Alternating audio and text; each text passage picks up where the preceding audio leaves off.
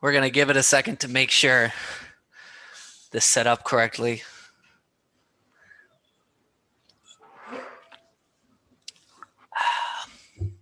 Okay. It looks like we are live. Welcome, everybody, to what is I guess you could call it a special edition of Real Hawk Talk.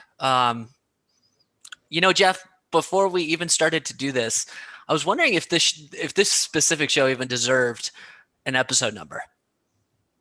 I don't know. I don't know if this fits our usual brand. I don't know if it does either. Tonight's show is going to be a little different, folks. We typically do like formal introductions and stuff like that with the whole crew. And, we have like housekeeping items, announcements and stuff like that. Tonight's just going to be Jeff and I drinking and chilling and talking Seahawks, talking football, talking everything that's come out today. It has been a wild 24 hours for the Seattle Seahawks. And, we do this podcast because we genuinely enjoy the Seahawks. There's obviously a lot of people that do this as their jobs, but at least tonight you've got two fucking lunatics who love the Seahawks way too much.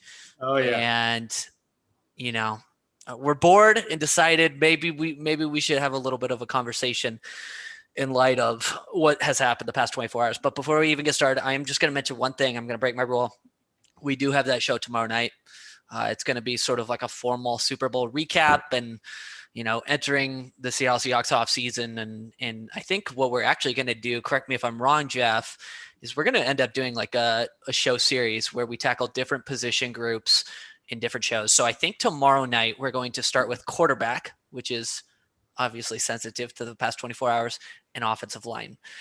So with that said, before we even honestly jump in here, we should say our condolences actually to Marty Schottenheimer, who passed away today.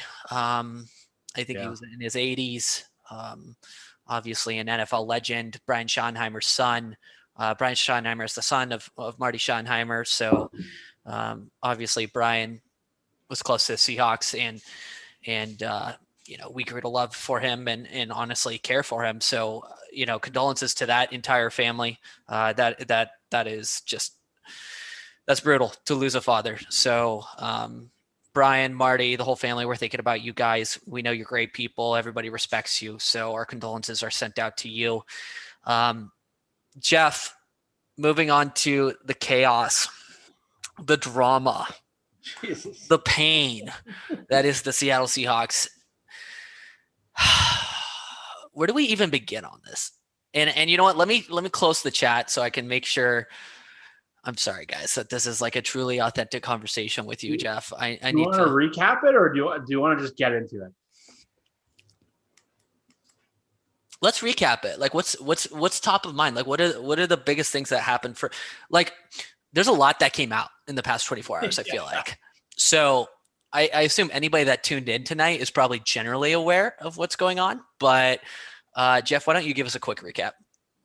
Okay, so things really escalated in the last 24 hours. So there was a report on Sunday, Super Bowl Sunday, where teams had inquired about Russell Wilson, but the Seahawks weren't interested. And that just struck me as total bullshit. I'm like, all right, whatever. Ian Rappaport's just stirring the pot, whatever.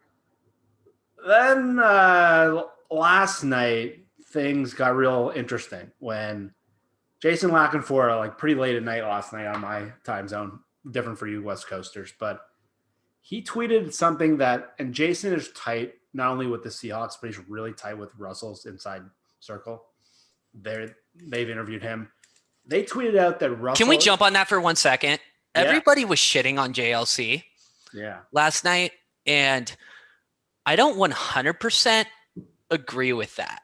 Like, when it comes specifically to the Seahawks, JLC has somebody inside there. I don't know who it is. No. I don't know what side of the operations they're on, but he has somebody inside there. And I am not going to defend the accuracy of his reports, with the rest of the NFL, but I do think he's more credible when it comes to the Seahawks. Yeah, and that's why I was going to say that was my next point. When he talks, he's really close with the Seahawks front office. And the interesting thing about him versus, say, a Rappaport is he's also really close with Russell's camp. And I know Jason interviewed Russell last year in the offseason, and he's always been a guy who just so you have to think there's a tie between him and Mark Rogers, who's Russell's agent. But he came out last night, like right before I went to bed, and he tweeted that Russell was annoyed with how much he's been sacked. And Russell's camp is genuinely upset that they haven't put an offensive line around him. And so I wake up this morning and I look at our chat for Real Hawk Talk, and there's like 30 missed messages. I missed a lot. And I thought, okay, Russell's agent's just stirring the pot. It's day one of the offseason. He had the same takeaway of the Super Bowl than everyone else did. And you looked at my Twitter during the game. That's what I was tweeting. So then today is where things went like from 0 to 100, because anyone could have construed that as just agent talk or bullshit. But Russell came out on the Dan Patrick show, and then he did a little impromptu presser with Seattle media. Mm-hmm. And he didn't just take the rumors. He had a lot to say, starting from wanting to do more in personnel and then wanting to control who the offensive line is, and then saying the offensive line hasn't been good enough. And then just all the stuff about him and Russell and Pete Carroll and where they're at. It's such an interesting story right now. Yeah, you know what's really weird about this whole conversation, and I apologize. I'm going to be all over the place because I have a lot of thoughts on this, Jeff. I'm curious where your head is at. Let me start off by saying this. Mark Rogers is very good at his job. Exceptionally good at his job. Former baseball agent, current NFL agent for Russell Wilson, but I believe he mostly dabbled in the MLB pre-Russell Wilson. Mark Rogers scares the living shit out of me. And I'll tell you why.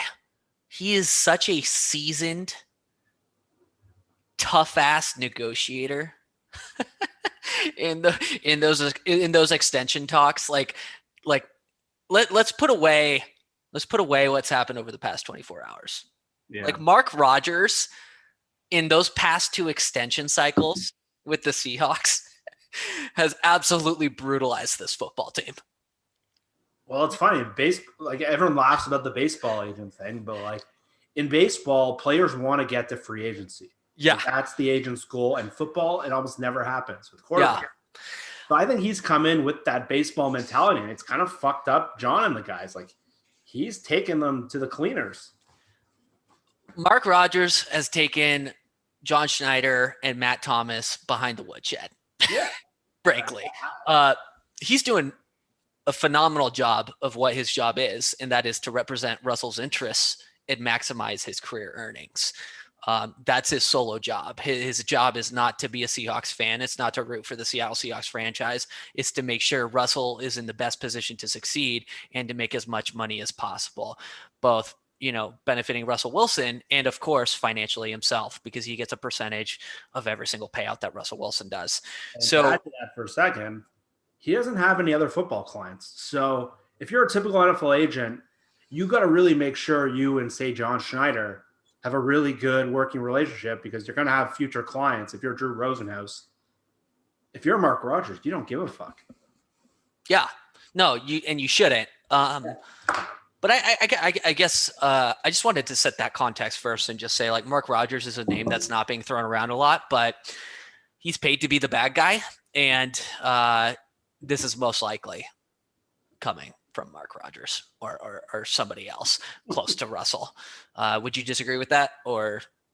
Yeah, 100%. That was my first thought when I saw it this morning. I'm like, all right, Mark's stirring the pot. He's up to something. So you would agree? Oh yeah. I think Mark is very strategic in how he does things.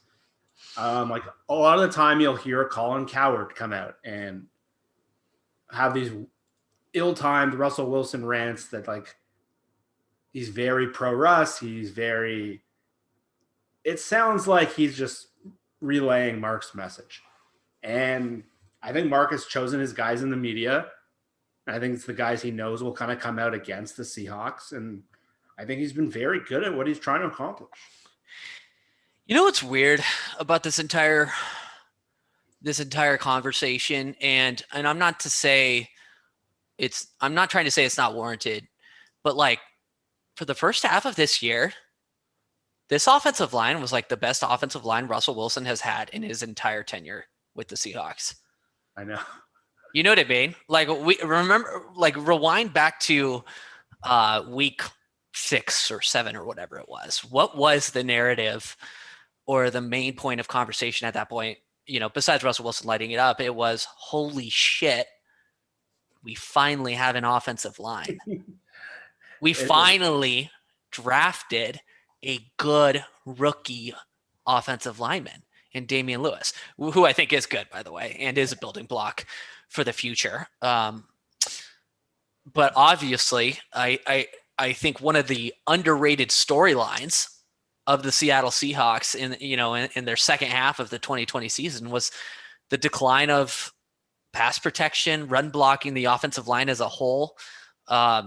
Obviously, Russell Wilson played poorly. That is not excusing how poorly he played whatsoever. I just think it was a sort of a bit of underrated storyline as we got closer to the end of the season. Would you disagree with that? Or Oh no, I strongly agree. So when Russell started having that turnover fest, like I think it was the Buffalo game, then the Rams game, there was a lot of different theories of just what the hell was going on. And there was a lot of talk both on Twitter and our thread, like maybe Russell's injured or maybe the coaches are asking him to do something different. So I actually have a couple contacts with the Bills and I asked them, what did you guys see? Like why were you guys able to mess him up so much? And they told me straight up, they don't believe their offensive line is good. They thought it was a facade. And something happened in the second half of the Arizona game where they started confusing them with blitzes, and the Bills and the Rams did the exact same thing. And those 3 games, there was a consistent pattern where the offensive line was breaking down, but everyone was just focusing on Russell. And a lot of people were like, he must be injured. He's throwing too much, blah, blah. And what I kept hearing is look deeper and you'll see something else. And then all of a sudden the injuries started. Bryden Shell got hurt. Ethan Posick got hurt a little bit, and he was not the same after that. And Mike Iupati's body couldn't hold up over 16 weeks. And I think if you look in the second half of the season, there's a lot of issues of why Russell struggled, but the deterioration of the offensive line, obviously the lasting image of the Seahawks season was their just flat inability to block the Rams. Can I read what he said word for word? I think this is pretty bold. Yeah. For Russell Wilson. You know, if any other NFL quarterback said this, like if Aaron Rodgers said this, I'd be like, okay, like, whatever. Like we hear that shit. Like Aaron Rodgers passes the blame every day to somebody else. You know what I mean? Oh. But this is what Russell Wilson had to say. And this is from the ESPN article by Brady Henderson today. Like any player, you never want to get hit. That's the reality of playing this position. Ask any quarterback who wants to play this game. But at the same time, it's part of the job and everything else. I think the reality is that I've been hit. I've been sacked almost 400 times, so we've got to get better. I've got to find ways to get better too. He continues, and he's asked if he's frustrated with the Seahawks. Wilson said with a laugh, I'm frustrated about getting hit too much. I'm frustrated with that part of it. At the end of the day, you want to win. I'm going to let you jump in here, Jeff, and take the first sort of crack on this quote, but I was sort of surprised with some of the conversation on Twitter around these comments today, saying that Russell went too far, that he wasn't protecting the team, that he wasn't being a leader. That's bullshit. That's bullshit to me. Where are you at on that? Have you seen? I've had like a full day of like different. I'm trying to process this whole thing. Like my initial reaction was like, well, like Russell, a lot of those sacks were your fault. So true. But then the more I've thought about it, I've more trended in totally different directions. First, it was like, what the fuck took so long? Why have you taken 8 years to complain about this publicly? And why didn't you complain the year they had like 70 million in cap room and didn't sign Jack Conklin? Like, why do you have to wait till the year where they have no cap room to complain about this? That is kind of a good point, though. It's like, why are we complaining about this now? Like the offensive line has been the Super Bowl. Fair and reasonable, but like the offensive line has been leagues worse in years before. So I just wanted to jump in, but continue. No, that's where I went after that. I'm like, what the fuck took so long, Russell? We've been complaining about this on Twitter and on this podcast for basically 7 years. I joked it's a 10-year project to fix this fucking offensive line. And then I'm like, then my next thought was like, I wonder what like Dwayne Brown was thinking reading that. And like, I'm sure those guys have like a group text going on being like, what the fuck? Yeah. I don't think anything he said was that crazy. No, because if you watch that Rams game and like there were so many hot takes after that Rams game, and there were so many things where shoddy or Russ isn't good anymore or Russ is shell shocked. But if you watch the game and you really dug into that game, if like you're fully being honest, the problem was they couldn't block for shit. I am frustrated about getting hit too much. I'm frustrated with that part of it. At the end of the day, you want to win. I'm sorry, but nothing out of that is out of bounds. No, and it is calling out a specific position group on the roster that does need improvement. Yeah. He did not call out Ethan Posick or Mike Iupati individually and say, Mike Iupati, that guy really sucks. Like, the Seahawks should not bring him back. Like, total piece of shit. Like, gave up so many sacks on me. Russell did not say that. No. He said, we want to get better and we want to win. How is that offensive to people? I literally do not understand that. We want to be better. We want to be better as a fucking team, as a fucking roster, as a fucking unit. We want to win more football games. If you are offended by winning football games, I don't know what to tell you. But this, in my opinion, Jeff, those comments were outrageous to me, that people were saying like he went too far. Like, what's he supposed to say? Is he supposed to say when he's asked that question, actually, the offensive line was amazing this year. They got better. See, it's funny. It's so funny because the things that when those big stories about the Seahawks came out years ago, the stuff we presume were certain members of the team were not pro Russ. The story on Russell was he was too positive when shit was going bad. He was kind of the coach's pet. And years later, now the story is he's too mean to his teammates, and him and Pete don't get along. So it's funny how that's changed. But I agree with you because it's the shit that we've been saying. And if you asked me 2 weeks ago, and I'm sure you would have had the same answer, what's the area of this team that needs to be fixed? Everything Russell said is exactly what I would have said. I think the prevailing thought was maybe you should have done this behind closed doors, protect the team. They're shell shocked because Russell's always so positive. I don't think there's anything wrong with what he did.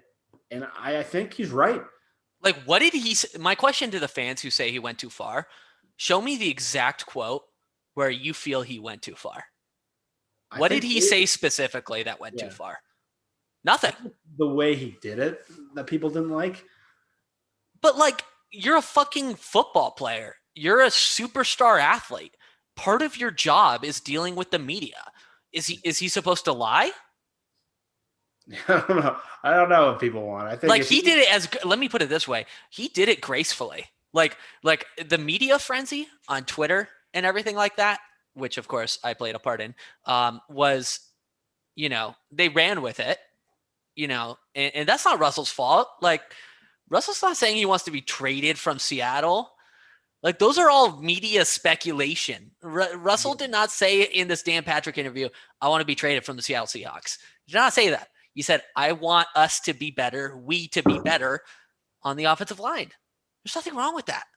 He's right. I'm trying to put it, I can just totally see what he was going through because I know if you read my tweets during the Super Bowl. Jeff, how depressed did he look at the Super Bowl? This is my whole point. When he's sitting there and Goodell and Sierra were talking to each other, he had this look of like, I want to die. And like he looked so upset. And just my thought of the Super Bowl itself, there's a lot of people that are like, what happened to Mahomes and all this shit. If you watched Mahomes' offensive line, and for me, the biggest takeaway from that game, honestly, was how much time Tom Brady had. And he's sitting there probably thinking, like, why the fuck am I not playing? And then he sees Mahomes running in circles. So he's like, oh, I've seen this shit before. And then he sees Brady, like, dropping back 5 seconds. And he's like, yeah, I fucking want that. And they dominated it. Because it's funny, last year he came out of the Super Bowl and he was like, okay, I want to be the Chiefs. Like, let's go up tempo. Let's get all these guys. Let's get superstars. Yeah. Now he comes back a year later and he's like, okay, I don't want to be the Chiefs. I want the offensive line. Jeff, this reminds me of something Ben Baldwin tweeted today. I know Ben Baldwin is a controversial name around Seahawks fans, but I like Ben. I like Ben too. But he tweeted something that was really, really funny around that Super Bowl. Okay, hold up. By pass block win rate, okay, which is made by ESPN, not Pro Football Focus. 10 of Russell Wilson's final 11 games in the 2020 season had worse pass protection than what Mahomes had in the Super Bowl. 10 did you see that tweet? No, I did not. Holy shit. 10 of those 11 games. So imagine the freak out that the media had around the pass protection that Patrick Mahomes got in the Super Bowl this last Sunday. You know, how he's running for his life, how he's going to die. He had turf toe, everything like that.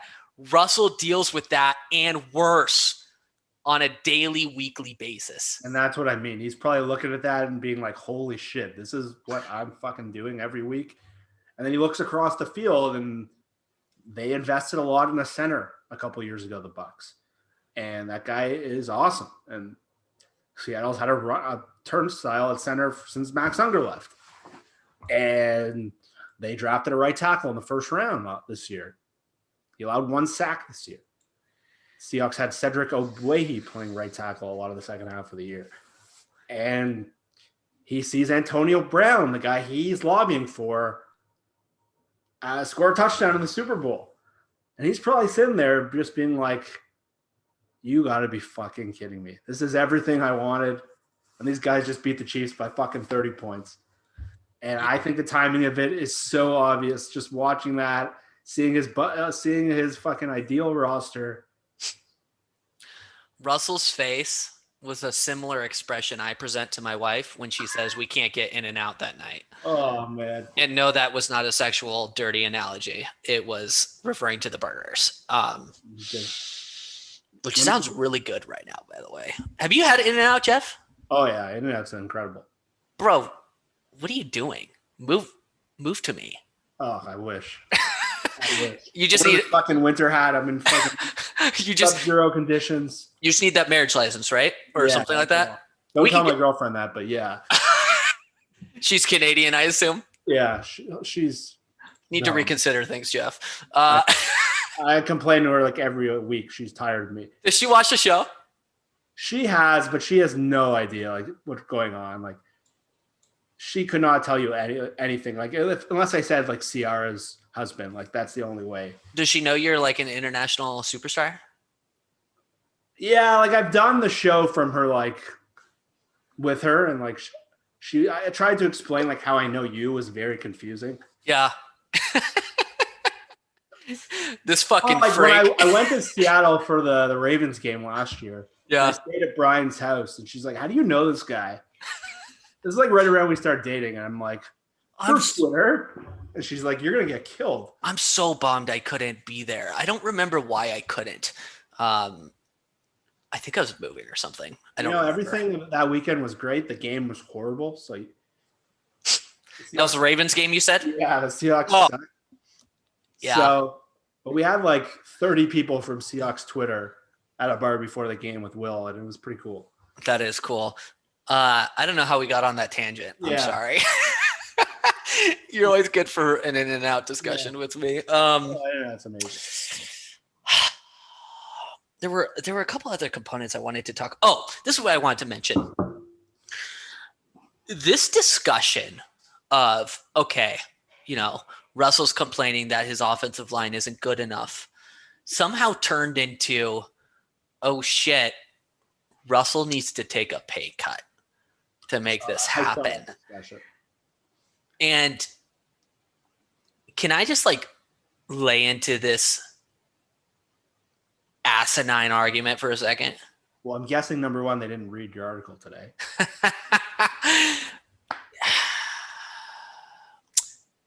Folks, the man who keeps you competitive and at bare minimum gives you a playoff entrance every single year, his salary is not your problem.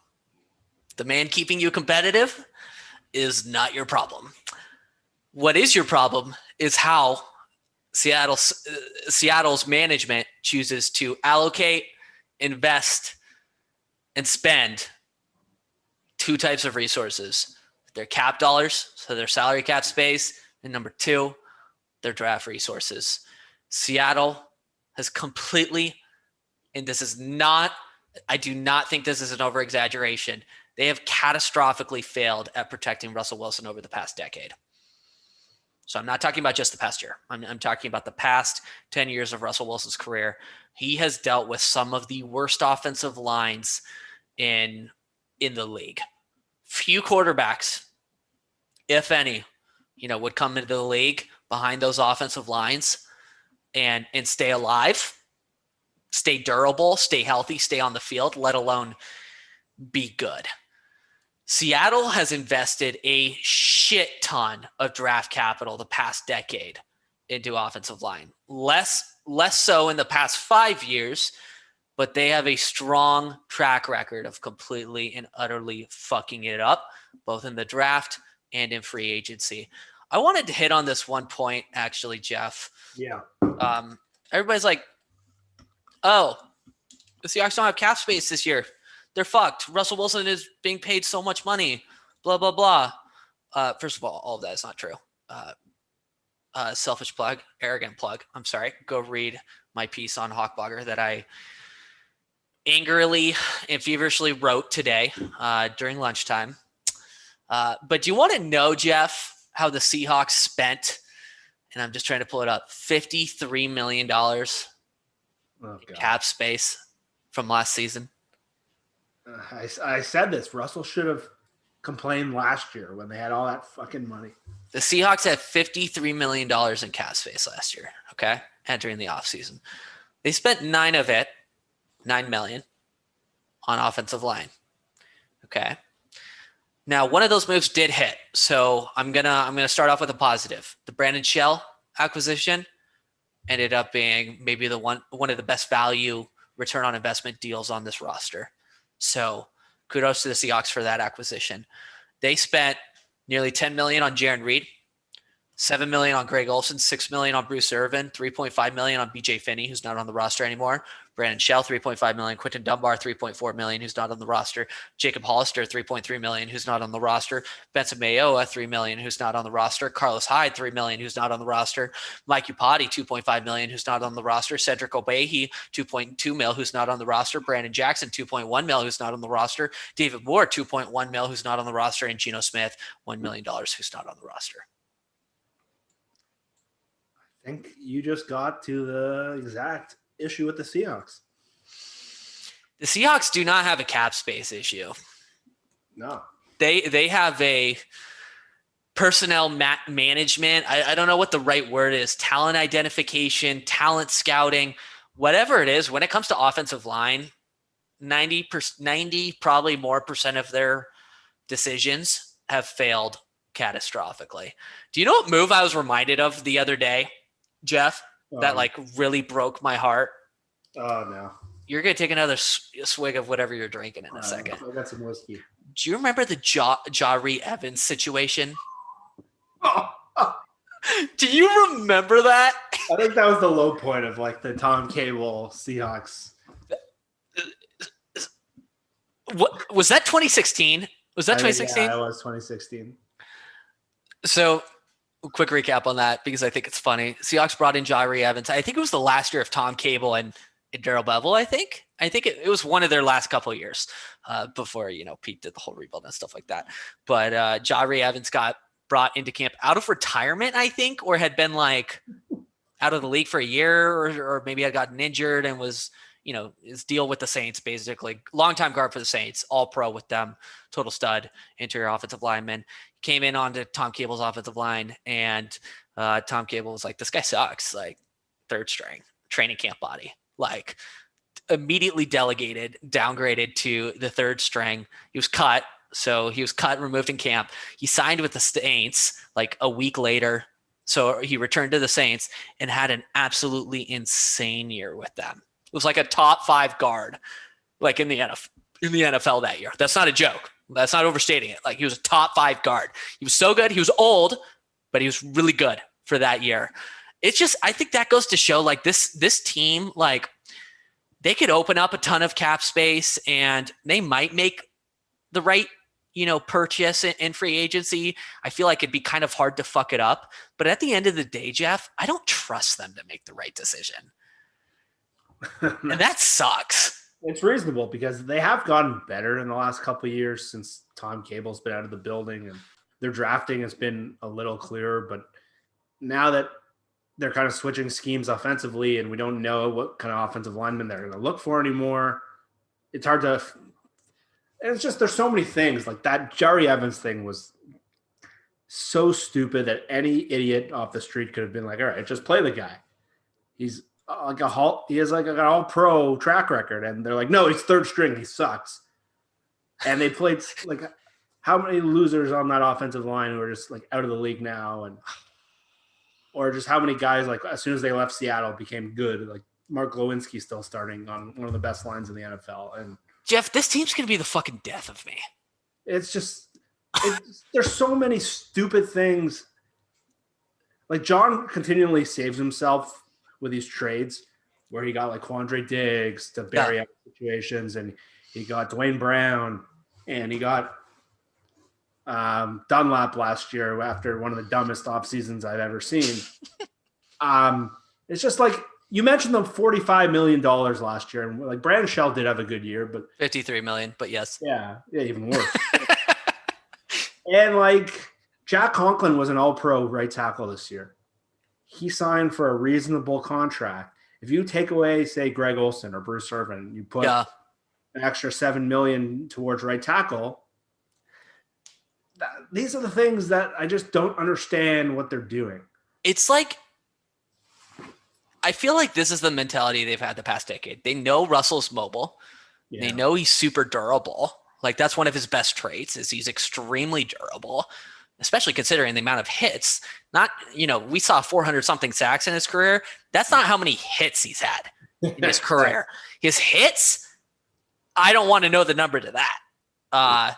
The amount of times Clay Matthews has cheap shotted him over the past 5 years, fuck that guy, by the way. Yeah, I'm glad I didn't count him this year. Yeah, no, praise God for that. But where was I going with this? What even was I talking about? QB hits. Something with QB hits. Something with QB hits. Durability. God, I lost my train of thought. Fuck. Well, I'll just say this. It's odd because when Pete got here, they really prioritized the line. Like Russell Okung was the first pick. Yeah. Carpenter was you reminded me, bro. They had this mentality the past decade of like, hey, he's durable. We can kind of skip on the offensive line. Like, remember when they went with Jamarcus Webb and Bradley Sowell? Like two of the most ludicrously dumb decisions in football history. Like a former tight end to play left tackle, Bradley Sowell for the Seahawks. They just go cheap on the offensive line. And honestly, like Russell's getting kind of old, man. Like, he's going to be 33 in November. I want to be super clear about something. Russell's prime is not in the future. It's now. The window is now. His talent peaking is now. The clock is ticking. You have, I feel like I can reliably say that the Seahawks will have 4 more years of a good Russell Wilson. So 37, 38. He could probably, I think he's going to play at a high level beyond that age, but there's no guarantee. Mm-hmm. Like there's no guarantee. He very well may beat the odds, but there's no guarantee. His play could fall off a cliff. You have these 3 to 4 years to maximize this window. Whatever you have to do from a personnel acquisition perspective, whether it's a trade, drafting, purchasing, all of the above, you have to maximize this window. These hits are building up. And frankly, 95% of the damage has already been done, but we have to keep him upright for the next 3 to 4 years. Yes, Russell takes too many sacks on his own cause, or that, not disputing any of that. Like that is absolutely a real issue that honestly, frankly, and I mentioned this in our Real Hawk Talk chat today, I would like to see him take public ownership for. Like a good 20 to 30% of those 400 something sacks. And I think, Derek from our chat shared a stat, that confirmed basically it was like the low to mid 20s percentage of what, sacks he's responsible for. I would like to see Russell take public ownership for taking less sacks, if he's going to come out and say this stuff about the offensive line. So it's just time, man. Like I love John Schneider. I think he's overall a brilliant GM, but like, we can't wait till wave 2 or wave 3 of free agency, man, where it's like, you're kind of hunting for a deal. Maybe you strike lucky on a bounce back guy. Like, we can't do that, man. Like, even if it's leveraging, our cap health in a couple of years down the road when Russell is really old and maybe about to retire, to me, that's worth it. Maximizing this window for the next 3 to 4 years. And especially if they get a Super Bowl out of it. Like, it's time to stop being cheap. It really is. And I'm sorry. That's my little rant. No, it's just there's just such a weird disconnect in how they build their team. Like, they're so cheap there, which is, if you look around football and no matter how the game changes and how analytics gets changed and all this stuff, offensive line and pass protection is still so important. And you mentioned Ben all the time. Ben is always pushing pass blocking win rate and how important pass protection is. And I know we all spend a lot of time on like who the third receiver is and who the tight end is and this stuff, which I do think is important, but all this shit doesn't matter until they fix this. And you got to build your team to win your division. And they play Aaron Donald. And this year they didn't even have to play Chandler Jones or Nick Bosa. Fucking Nick Bosa. And you need to be able to protect those guys. That's 6 games a year you're going to be playing guys like that. So the fact that they've kind of cheaped out and tried to skimp, and with the cap, you always got to kind of skimp somewhere. Some teams think cornerback is a good place to get young guys in. Some people like skill positions. Running back is a good place to skimp. Hopefully the Seahawks learn that this year. But offensive line is not one of those. Unless you have a consistent history of drafting well, which the Seahawks have wasted more draft capital than any other team in the league. So I think I agree. I could not agree with you more. If they come back and they keep doing what they've been doing and they keep trying to find value, they're going to fail. It's going to be shit over and over and over. You know what the positive spin on this though is? It's there's opportunity in free agency this year. Yeah. With the offensive line. Like there's 2 or 3 guards that are really, really interesting. Thuney is one, Corey Lindsley at center. There's that what's the guard's name that I'm missing? The Washington guy? Sheriff? Yeah. Brandon Sheriff or Sheriff. He's like a top 3 guard in the NFL. Just a total stud. There's opportunity in free agency for them to address, key positions on the offensive line. Ethan Posick is a free agent. I don't think they're going to bring him back. I don't think he's a guy. My perspective has really fluctuated on him, but I think I'm finally landing in a place like where I'm like, okay, we can probably let him walk. Like he's kind of just like a new Justin. He's just a guy. You know what I mean? He was stable compared to the shit we were used to. So we're like, totally. Oh, we have a center. Like he could be way worse. Like but he's also not like some high upside guy, that's going to be calling, protections on the line. I And know there's all this school of thought like, oh, the center position is easy to fill and doesn't matter. But then I watched what like the Bucks center did, and that guy was a dominant player for them. I saw what the Packers center, who is a free agent, did all year. Corey Linsley. Yeah. And if that's a spot you want to spend on, and especially with the defensive tackles you got to play against in this division, go spend that money. Don't spend on Bruce or Irvin. Spend on the guy who's protecting your most valuable asset. And the fact that they haven't figured this out in 10 years is why Russell's gone to this point, and I don't think there's anything wrong with that. We've been saying this all since the season ended, because that Rams game was direct proof of what's wrong with this team still. Yeah, and one thing I'll say, I'm just kind of seeing this in the chat, like, for the record, I don't think Russell Wilson's being traded. It's not going to happen. Like, 98% certainty. It's not going to happen. Well, maybe not 98%. I'd say like 90% certainty. I would love to be a fly on the wall for Pete and John today. Because I've heard like John thinks Russell is like by far the best player in the league. Yeah. And we've all have our theories on how Pete views Russell, and Brandon Marshall came out today with his views on that. God, how stupid was I'm sorry. How absolutely dumb was that? I know. Brandon, he said so many things that were just actually wrong. Like he was talking about the offense one like it was still 2018. He talked about how the team never drafts offensive linemen. They've drafted more than probably any other team. They just suck at it. Yeah. There was something else he said. I can't remember what it was. It was just completely wrong. Oh, that Russell had no say in the offensive coordinator hire when like they hired his guy. Yeah, this is. But he keeps coming out. Like I don't know if Russell would go to that guy. They played 6 games together or something. Here's the thing that gives me pause, Jeff. Russell is so focused on, going down as one of the greatest quarterbacks of all time and sustainably winning and playing into his 40s. He keeps talking about like playing till I think 45 years old. Like he says it every other week. If it feels like if they can't get it together on the offensive line, that does pose a legitimate threat to like his core goals as a person and as a player. Oh yeah. So I could see that being like a legitimate wedge, which could drive, maybe a legitimate trade offer one day. I think if they don't get this figured out, maybe not this year, but definitely in the next 2-year window. Mm-hmm. I think this could be the beginning of the end of Russell in Seattle. And I know it. So so I'm glad you mentioned that.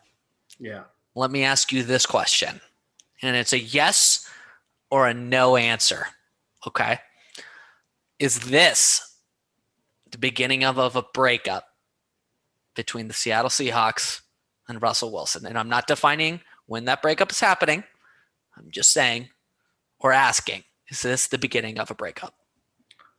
Yes. I don't think he will finish his career in Seattle. I think there's just – I think the agent wants to see him somewhere else at some point, whether it's the end of this contract or they get to the point where they get to the point of the QB scale where they don't think it's worth it anymore.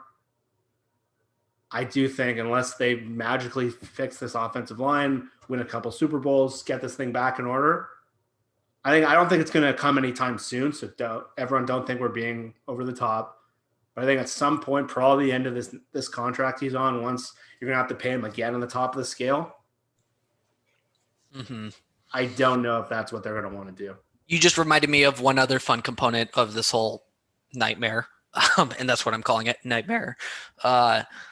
Everybody keeps saying Russell has a no trade clause. Okay, so people have this confused.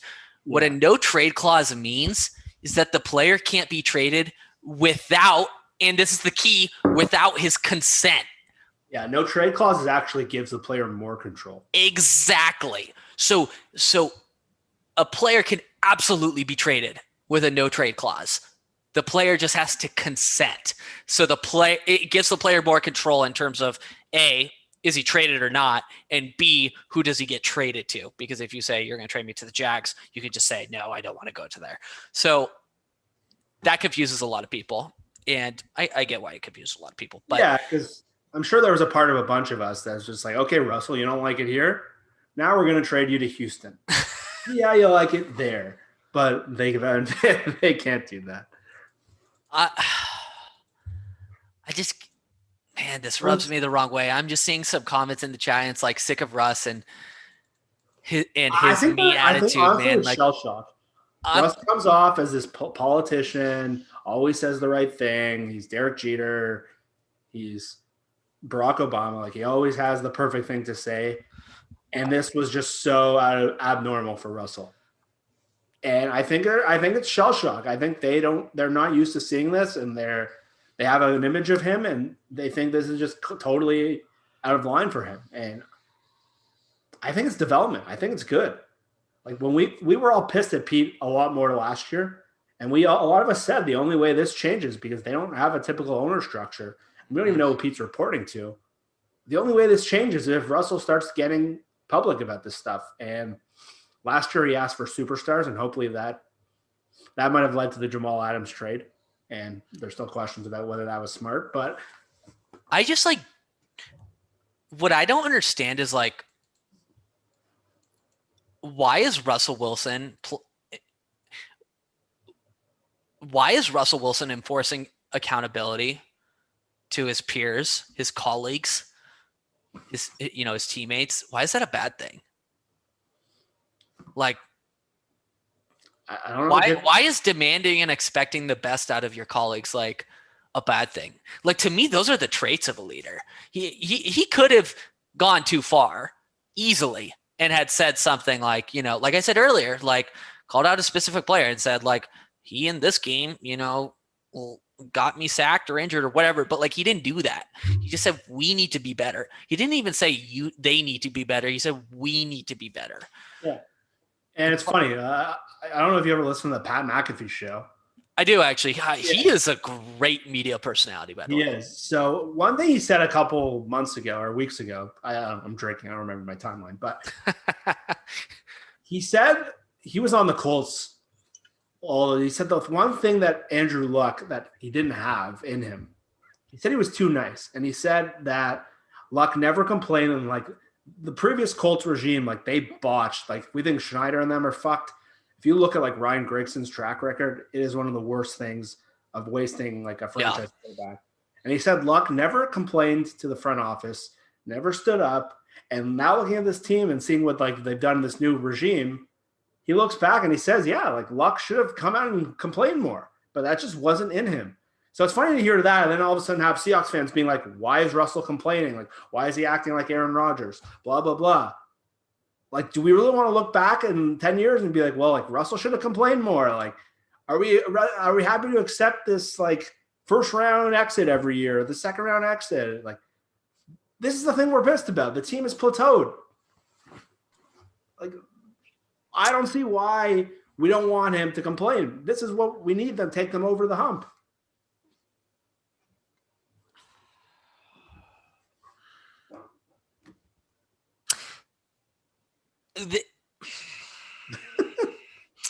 This team is going to be the death of me. It's so frustrating, because if you, like, go back in history and you look at all the things they could have done, and, like, it's easy to do that with, like, a draft and be like, well, they should have taken this guy and they should have taken this guy, and they've been they've drafted so fucking bad, especially at the top of the draft. But just, like, the history of free agent moves and, like, the things they could have done to kind of push this thing forward, it's so frustrating. You know what's even more frustrating about this? And I thought this I was thinking of ways they could acquire, better offensive line talent and fill those left guard, those center positions. And obviously, one of the most obvious ways is free agency, and there are some real legit names there, but you could also trade for offensive linemen. And then I was like, oh, wait, our most prized draft capital is gone because we invested it on a safety. Like, this team is kind of fucked. That's the thing. Like I like Jamal Adams. I like him more than a lot of people. I thought he really helped kind of change the mentality of the defense, which was kind of gone soft. But like we said this a lot, it really is important. You had a great rant earlier about like stop complaining about how much money Russell Wilson makes. It is ridiculous. He's a quarterback. That's what they are paid. Look what Jared Goff makes. Russell does not make too much money. Stop complaining about that. They've invested their assets and their draft capital. They have an $18 million linebacker. They traded 2 first-round picks and a third-round pick for a box safety. And it's just – and they paid a lot of money to Jaron Reed. And the Seahawks spent like $28 million last year on Jaron Reed, Greg Olsen, Bruce Irvin, and there was one other. I forget who it was. But like I just don't – Jeff, I will never get the like we're going to complain about our franchise quarterback, our most valuable, talented player who constantly keeps us competitive and in games despite everything that coaching does. And that's an exaggeration, but I'm drinking and you get my point. Like, yeah. But say you re-sign Jamal, say he gets $18 million a year. Yeah. That might even be too optimistic. Then all of a sudden you have $36 million, the same as Russell essentially, invested in a 31-year-old middle linebacker and a safety that's not a coverage guy. And so you have to ask yourself, like, that's not a Russell thing. They could have spent 10, or say you take the same price they paid for Jamal and you paid for like a top offensive lineman. Say you gave a 1 and a 3, like what could you have gotten? It's easy to do this in hindsight, but like it's hard to see how they're trying to build their team. Like it almost seems random. It almost seems like there's no vision of like, this is our plan to like enhance Russell. Like, well, Jeff, it feels like Russell's goals as a player and as a person are incompatible with Pete Carroll's belief and philosophical vision in terms of how he wants to build a football team. Yeah. They're diverging paths. They're diverging. Mm-hmm. And I think that's what this whole thing has built around. And like you could easily on one hand watch what happened in the Tampa Bay game and say like, yeah, that's sort of how Pete wants to play. Like don't turn the ball over, play safe on offense, play good defense. But you can say all that, but then they don't build an offensive line. And that's a huge part of how you play that way. And they don't spend last year on pass rushers and they spend all their money on weird positions. And it's just like his mentality goes against how they're building the team. And it sort of goes against where Russell wants to go, because I think Russell wants to ideally have an offense more like the Chiefs.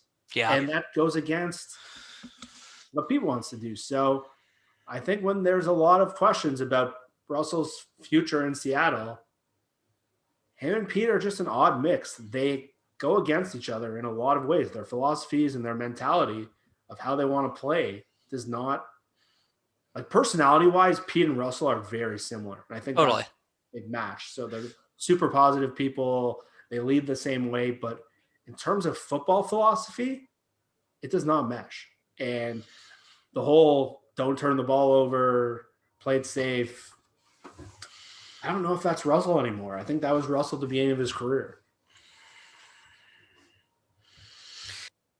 Let's end this. Let's wrap this up. I know it's a work night for you and it's much later where you are than I am. Are there any components that we missed? I'm just trying to rack my brain through all the chaos and pain tweets today.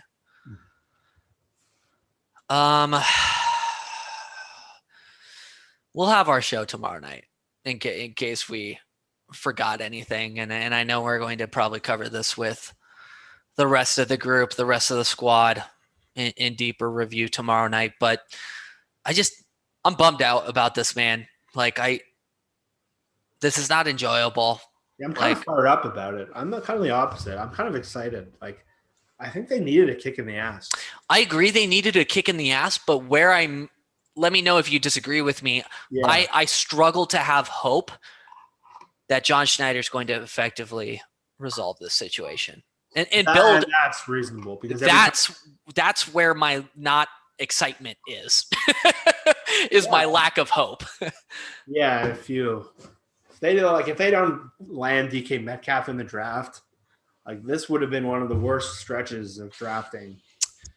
you could have ever seen because they botched so many things just by trying to outthink the room and having their weird ways of going about this. But I think one thing that I found kind of funny is just how quickly this came after like Russell was nominated as like man of the year. And then like 3 days later, all of a sudden it's like he comes out, it's like totally new side. Like, we need to fix my fucking offensive line. Actually, I'll end on this. Let's end on this. The Seahawks have a talented roster. They do. They have talent all across the roster. Yes, there are position groups to address, but if the Seahawks can go into free agency and, really plug a key few, O-line positions of need, mainly left guard and center, really, and purchase some premium pieces, which are available and are there, that this team could be positioned well for 2021. Will they do that? I have no idea. I would probably even bet against it. But, Russell's camp is showing frustration, and this is bold. Like the JLC tweet from last night, I think it was like, okay, Mark Rodgers is leaking it, but Russell was pressed today on the Dan Patrick Show, and what he said, although, what I think was appropriate and in reasonable tone, was bold for Russell Wilson. Oh yeah. And I don't think this is nothing, but I also don't think like it's something where it's like, oh, Russell's being traded tomorrow. I just think there's a sense of urgency from Russell's side that the clock is ticking. The window is now. His peak is now. We've been talking about it for years. Russell's peak is coming. Well, guess what? It's here. It's now. The window is now. The clock is ticking. It's ride or die. So, and I think you can disagree with how he did it, and I think you can question things considering he just had the worst stretch of his career. But I don't think you can disagree with the message. And I think if you are, I think you got to go back and evaluate what he's saying because he's right. Yeah. Well, and hey, you can disagree all you want with how he did it. Again. What? Oh, I'm sorry. You're good. It was probably my. No, I'm just saying. I freaked out for a second. Yeah, Russell, he's right. Like I know you might not agree with Aaron Rodgers' kind of style of how he did it, but was he wrong? No, he's right. He's absolutely right. Like I've been saying it since that Rams game. They can't keep putting out this shit offensive line. And they can't hope that Russell's going to save them every freaking year because eventually he's going to get hurt if this keeps up. And eventually they're not going to progress. And they can sign a third receiver all they want. Like you can sign Allen Robinson, but if you don't fix this offensive line, the same shit's going to happen. Well, Jeff, cheers, brother. It's good to chat with you. Wait, my little Truly can didn't even show on the camera. That's so funny. Cheers, brother. It's good chatting Seahawks football with you. I'm glad we're two crazy lunatics who share the same passion for, an abusive spouse in the Seattle Seahawks. So psychologically abusive, of course.